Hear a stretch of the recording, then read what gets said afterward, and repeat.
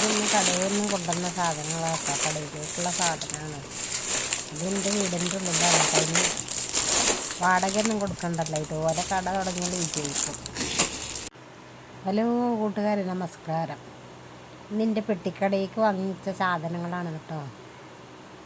ഇഞ്ചി മിഠായി, വെളുത്തുള്ളി, പഞ്ചാര, ബിസ്ക്കറ്റ്, ജ്യൂസ്, എല്ലാ സാധനങ്ങളും കുറച്ചൊക്കെ വാങ്ങിയിട്ടുണ്ട്.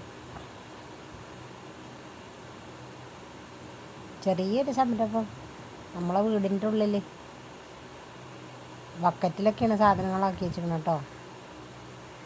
അങ്ങനെയൊക്കെ തന്നെ പറ്റുള്ളേ. അല്ലാതെ നമുക്ക് കടയൊക്കെ ഒന്നും വലിയ കടയിലൊന്നും പോയി ഉണ്ടാക്കാനില്ല. ഇതിന് വാടക കൊടുക്കണ്ടല്ലോ, നമ്മളെ പേരിൻ്റെ ഉള്ളിലല്ലേ.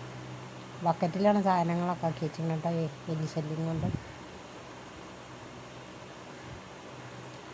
നിങ്ങളെ സപ്പോർട്ടും കൂടി വേണം കേട്ടോ.